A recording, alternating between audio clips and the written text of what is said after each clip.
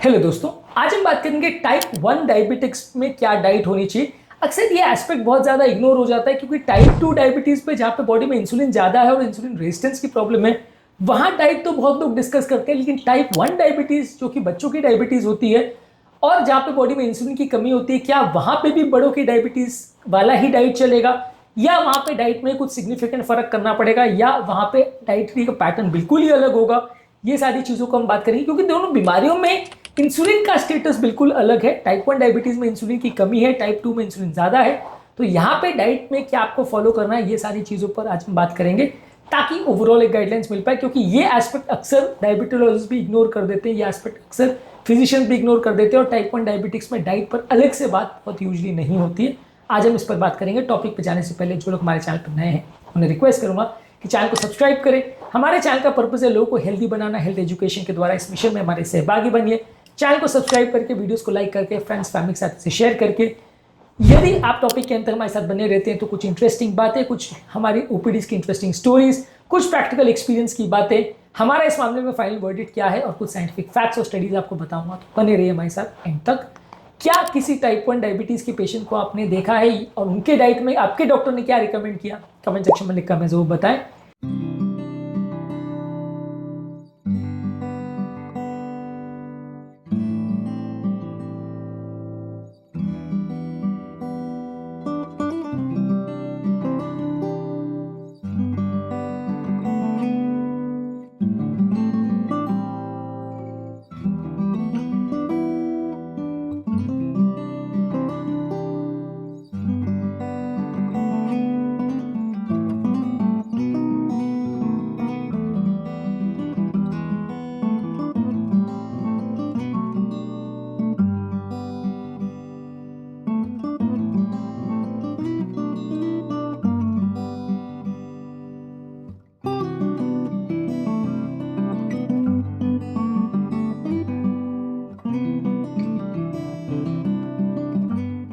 Type 1 diabetes के मामले में आपको जानना है कि यहाँ पे बॉडी में इंसुलिन की कमी है। यहाँ पर आप जितने बार भी एक्स्ट्रा कार्बोहाइड्रेट्स खाओगे उतना आपको ज़्यादा इंसुलिन की ज़रूरत पड़ेगा। अगर आप कंपेरेटिवली इंसुलिन को अगर चाहते हो कि रिक्वायरमेंट बॉडी की कम हो तो आपको बहुत हेवी कार्बोहाइड्रेट्स यहाँ पे नहीं खाना है। टाइप 2 डायबिटीज़ में भी लगभग इसी तरह का पैटर्न फॉलो होता है। वहाँ पे ये होता है कि जितना कार्बोहाइड्रेट खाओगे उतना एक्सेस इंसुलिन बनेगा।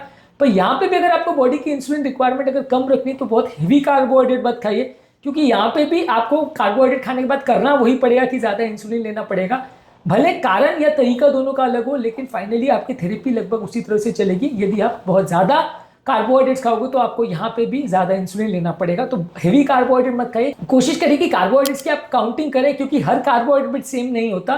कुछ कार्बोहाइड्रेट जो कि सिंपल शुगर होते हैं जल्दी पच जाते हैं, कुछ कॉम्प्लेक्स कार्बोहाइड्रेट स्लोली पचते हैं। इस मामले में अमेरिकन डायबिटोलॉजी एसोसिएशन ने एक आर्टिकल पब्लिश किया था जहां पे बताया था कि कार्बोहाइड्रेट काउंटिंग आपकी हाइपोग्लाइसीमिया के एपिसोड्स को टाइप 1 डायबिटिक्स में कम कर सकता है। इसके अलावा आप यहाँ पे ज़्यादा प्रोटीन वाली डाइट खाइए, लेकिन हाँ, इससे भी थोड़ी बहुत इंसुलिन की रिक्वायरमेंट हो सकती है। बहुत ज़्यादा मात्रा में आप प्रोटीन लेते हैं तो वो भी शुगर या ग्लूकोज बना सकता है ग्लूकोनियोजेनेसिस द्वारा। लेकिन हाई प्रोटीन डाइट कंपेरेटिवली इस तरह के पेशेंट्स के लिए भी अच्छी है। प्रोटीन डाइट टाइप 1 डायबिटिक्स और टाइप 2 डायबिटीज़ दोनों वाले पेशेंट्स के लिए अच्छी है। इसके अलावा यदि आप फैट ज़्यादा लेते हैं तो ग्लूकोज के स्पाइक्स थोड़े डिले हो सकते हैं। जो खाद्य पदार्थों में फैट ज़्यादा रहता है उसमें शुगर स्पाइक्स थोड़े देर से डेवलप होते हैं। तो वैसे केस में आपको थोड़ा इंसुलिन जो देना है उसके डोजेज को उस हिसाब से ज़्यादा एडजस्ट करना पड़ता है। लो ग्लाइसेमिक इंडेक्स वाले फूड प्रोडक्ट जैसे दालें हैं, क्विनोआ है, ओट्स है, ये शुगर लेवल्स को उतना ज़्यादा नहीं बढ़ाते, तो ये लॉन्ग टर्म शुगर कंट्रोल के लिए ज़्यादा अच्छे हैं। ब्रिटिश जर्नल ऑफ न्यूट्रिशन में आर्टिकल पब्लिश हुआ था, ये भी अडल्ट डायबिटीज़ यानी टाइप 2 डायबिटीज़ से सिमिलर है। वहाँ पे भी इस तरह के खाद्य पदार्थों को खाने से शुगर स्पाइक्स कम होते हैं और वहाँ पे भी आपकी इंसुलिन की रिक्वायरमेंट कम होती है। इसके अलावा मील की कंसिस्टेंसी आपको रखनी है, एक प्रेडिक्टेबल पैटर्न ऑफ मील रखना है। इससे आपके इंसुलिन के डोजेस को मैनेज करना थोड़ा इजी हो जाएगा और शुगर लेवल्स के और इंसुलिन के स्पाइक्स और क्रैशेस बहुत ज़्यादा नहीं होंगे। तो कोशिश ये करिए कि खाने का टाइमिंग सेम रखिए। ये वैसे ही कि यदि आपको रास्ता पता हो तो गाड़ी ड्राइव करना ईजी रहता है, यदि आपको रास्ता पता नहीं हो तो गाड़ी ड्राइव करना मुश्किल हो जाता है। आपके पैनक्रियास को भी थोड़ी प्रेडिक्टेबिलिटी पसंद है, तो पता रहेगा कि किस टाइम पे डेली इंसुलिन बनाना है, तो मैनेज करना उसको भी थोड़ा आसान रहता है। Natural biological clock better work करती है। इसके अलावा यहाँ पे भी आपको फाइबर ज़्यादा लेना है। फाइबर आपके खाने के शुगर का अब्जॉर्प्शन को स्लो करता है। यहाँ पर आपको सोल्यूबल और इनसोल्यूबल फाइबर दोनों लेना है, लेकिन हाँ, जब आप कार्बोहाइड्रेट काउंटिंग कर रहे हैं तो उसमें से इनसोल्यूबल फाइबर को आपको सब्ट्रैक्ट करना है, क्योंकि उसका पाचन नहीं होता, वो मोशन कर से निकल जाता है। तो कार्बोहाइड्रेट काउंटिंग के दौरान इनसोल्यूबल फाइबर को आपको कम करना है।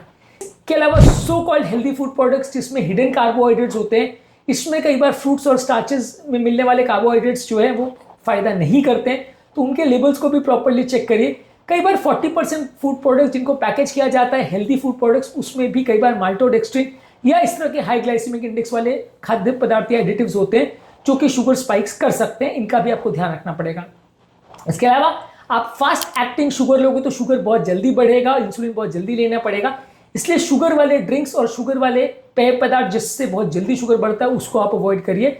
इसमें कंपैरेटिवली शुगर लेवल बढ़ना और घटने का चांस थोड़ा ज़्यादा रहता है, तो खाद्य पदार्थों के बदले पेय पदार्थ आपको शुगर को ज़्यादा स्पाइक करा सकते हैं। खाने का टाइमिंग भी रेगुलराइज करना जरूरी है। यदि आपका खाने का टाइमिंग गड़बड़ हुआ और अगर उस टाइम पे आपने इंसुलिन ले लिया तो शुगर सडनली ड्रॉप हो सकता है, हाइपोग्लाइसीमिया का एपिसोड हो सकता है। रिसेंटली भी हमारे पास एक टीचर आई थी जिनको हाइपोग्लाइसीमिया का एपिसोड हो गया था, क्योंकि काम के स्ट्रेस की वजह से लंच करना भूल गए थे टाइम पे, इंसुलिन ले तो लिया था लेकिन लंच करना भूल गए तो शुगर सडनली ड्रॉप हो गया।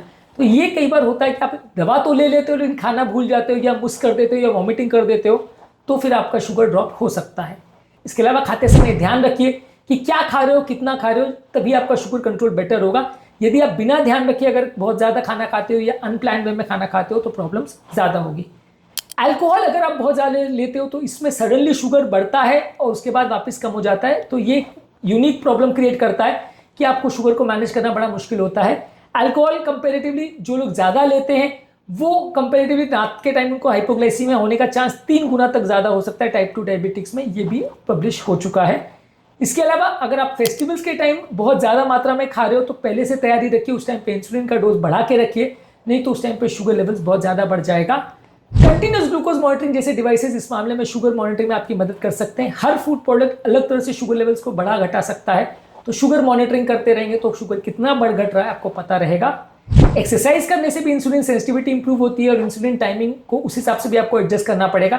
एक्सरसाइज से पहले इंसुलिन के डोजेस बहुत ज़्यादा मत लीजिए, नहीं तो एक्सरसाइज के दौरान शुगर कम हो सकता है। इसके अलावा डॉन फिनोमेना का भी आपको ध्यान रखना पड़ेगा। कई बार शुगर सुबह सुबह उठते ही अक्सर बढ़ जाता है, तो ब्रेकफास्ट के कार्बोहाइड्रेट्स और फूड्स को इस हिसाब से मैनेज करिए। न्यूट्रिएंट डेंस फूड प्रोडक्ट्स जिसमें विटामिन मिनरल्स ज़्यादा हो, जैसे हरी साग सब्जी, नट्स और सीड्स, ये सब ज़्यादा लीजिए, ये लॉन्ग टर्म हेल्थ के लिए अच्छे हैं। इसके अलावा बहुत ज़्यादा डाइट का रिस्ट्रिक्शन इस तरह के केस में आप यूजली नहीं रखते हो, क्योंकि इस तरह के पेशेंट्स में अक्सर बहुत हैवी रिस्ट्रिक्शन करते हो या अगर फास्टिंग करते हो तो बहुत जल्दी वजन ड्रॉप होता है, जो कि हेल्थ फायदा करने के बदले नुकसान करता है। तो बेसिकली कॉन्सेप्ट ये है कि टाइप 2 डायबिटीज जैसा ही यहाँ पे कॉन्सेप्ट है, लेकिन थोड़ा फर्क है। कितनी मात्रा में आप कार्बोहाइड्रेट्स खा रहे हो उस पर आपको विशेष ध्यान देना है। लो ग्लाइसेमिक इंडेक्स वाले कार्बोहाइड्रेट्स जैसे कॉम्प्लेक्स कार्बोहाइड्रेट्स, होल ग्रेन्स, दालें, सब्जियां, फ्रूट्स, ये सारी चीज़ों को आप ज़्यादा लीजिए। शुगर वाली चीज़ें और रिफाइंड फूड प्रोडक्ट्स, खासकर शुगर वाले ड्रिंक्स, मैदे के बने हुए फूड प्रोडक्ट्स और चावल के बने हुए फूड प्रोडक्ट्स को कम रखिए। खाने के टाइमिंग्स को फिक्स रखिए। प्रोटीन ज़्यादा खाइए, हेल्दी फैट ज़्यादा खाइए, पानी ज़्यादा पीजिए।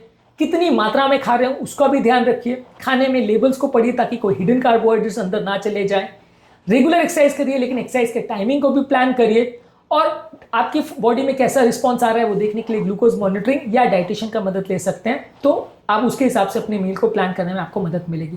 तो ये बेसिकली वो पॉइंट्स है जिनका आपको ध्यान रखना चाहिए। हमारा इस मामले में फाइनल ओपिनियन ये है कि डाइटरी प्लान्स जो है टाइप 2 डायबिटीज और टाइप 1 डायबिटीज में लगभग सिमिलर है, थोड़ा बहुत ही डिफरेंस है, लेकिन हाँ, डाइट से जितना टाइप 2 डायबिटिक्स को फायदा होता है उससे कंपेरेटिवली टाइप 1 डायबिटिक्स में उतना रेस्ट्रिक्शन स्ट्रिक्ट नहीं रख सकते। दोनों के पैटर्न मोर और लेस सेम है, लेकिन एग्जैक्टली सेम नहीं है, तो इस पर आपको थोड़ा सा ध्यान देने की आवश्यकता है। तो अगर आप टाइप 1 डायबिटीज आपको है तो आपको अब समझ में आ गया होगा कि डाइटरी पैटर्न किस तरह करेगा, मोर और लेस कॉन्सेप्ट, उसका प्रिंसिपल कैसा रहेगा, ये आपको समझ में आ गया होगा। यदि आपके परिवार में किसी को टाइप 1 डायबिटीज है तो ये वीडियो उनके साथ जरूर शेयर करिए। उम्मीद करूंगा कि आज के टॉपिक में कुछ नई बातें जानने को मिली होगी। जो लोग हमारे चैनल पर नए हैं उन्हें रिक्वेस्ट करूंगा कि चैनल को सब्सक्राइब करें। हमारे चैनल का पर्पज़ है लोगों को हेल्दी बनाना। हेल्थ एजुकेशन के द्वारा इस मिशन में आप हमारे सहभागी बनिए, एक हेल्दी नेशन बनाने के लिए। हमारे चैनल को सब्सक्राइब करके, वीडियोस को लाइक करके और रिलेटिव्स, फ्रेंड्स, फैमिली के साथ इसको शेयर करके।